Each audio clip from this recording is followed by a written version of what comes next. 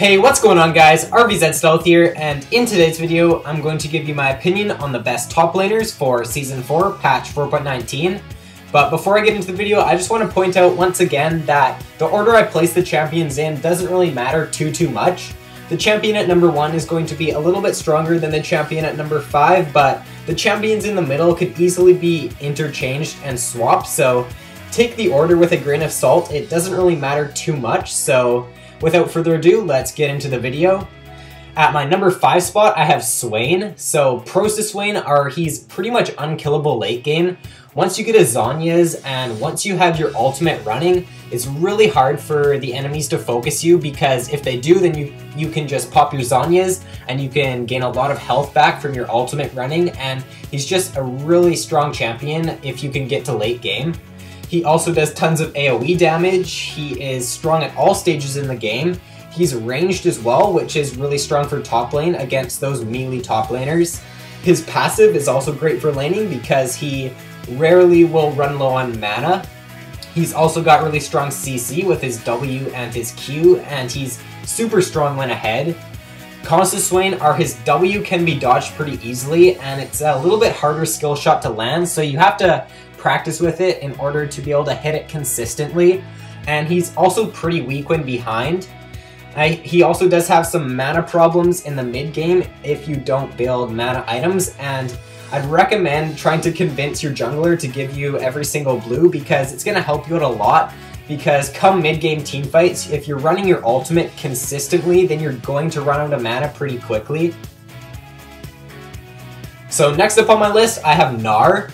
Pros to Gnar are he's a really strong laner. With his Q, he can use that to poke down his opponents, and he can use he can auto attack them and get that third proc of his W to get a lot of damage off. He's also got great kiting potential with his Q. Mega Form is pretty OP, especially if you have it during a team fight. You always want to try to have Mega Form when team fighting as Gnar, because it just enables him to be at his best, and it gives him his highest team fight potential. You never want to be in your normal form when in team fights, because his Mega Form is just so much better. It just gives him so much more CC, and if you can get a good ultimate off in team fights and you can knock the whole enemy team into a wall, then you're pretty much guaranteed to win that team fight, because then you can just use your ultimate, follow that up with a W, and they're CC'd for so long. He can build tanky and still do a lot of damage, and he has very few counters in lane as well. He's also strong at all stages in the game. Cons to Gnar are he heavily relies on Mega Form. Like I said, you want to make sure that you're not team fighting unless you're in Mega Form, because it reduces his potential by quite a bit. And he also has a shorter auto attack range, so you have to be careful. Like if you're playing against someone in top lane like Pantheon, his stun range is actually, I think, longer than Gnar's auto attack range, so you got to be careful how far you're going up, and careful when you're going in for those auto attacks. Next up on my list, I have Riven.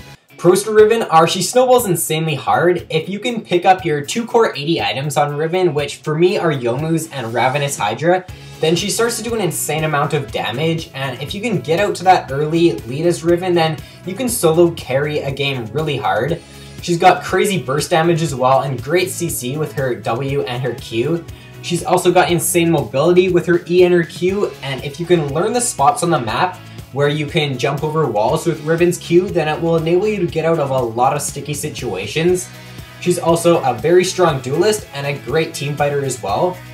Cons to Riven are she does have quite a few weak matchups in lane. For example, Jace, Lulu, Nasus, and Garen are a few champions who counter her really hard, and I wouldn't recommend picking Riven into those champions unless you're really confident in your Riven play.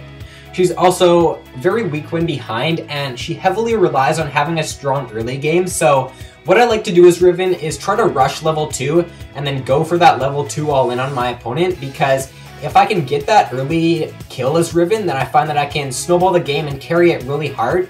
But if I can't get a kill in the laning phase, then I find it really hard to carry as her. Next up on my list, I have Rumble. Pros to Rumble are he's strong even when behind, which is a rarity with most of the champions on my list.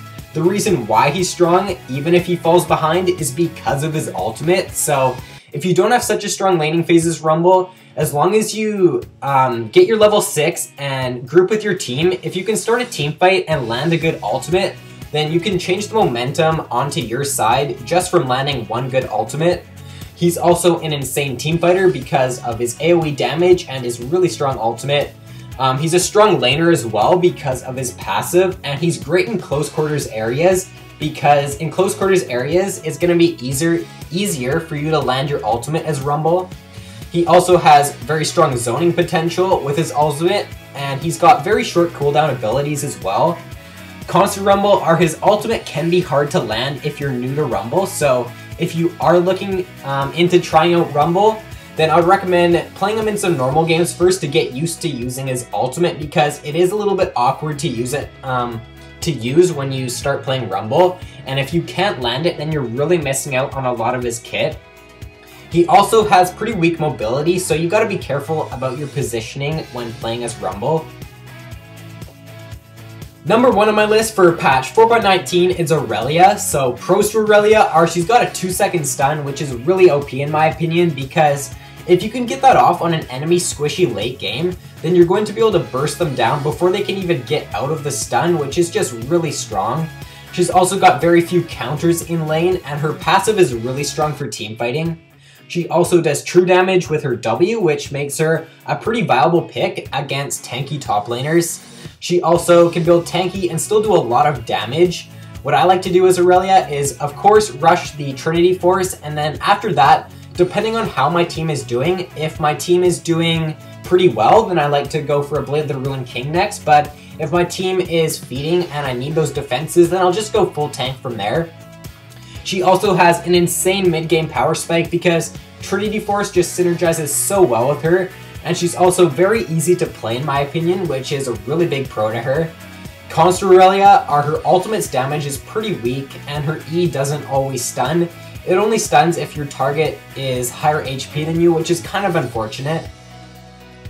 Honorable mentions for this patch include Jace, Wukong, and Maokai. So Jace right now for me is a must pick if I'm playing against an enemy who is melee. For example, Rememeber is one champion who I always like to pick Jace to counter, because Rememeber really can't do anything against Jace. If Rememeber tries to jump on Jace, then what Jace can do is just go into melee form, knock Rememeber away, and then just go back into range form and poke him down. So Jace, I'd recommend picking him into melee top laners.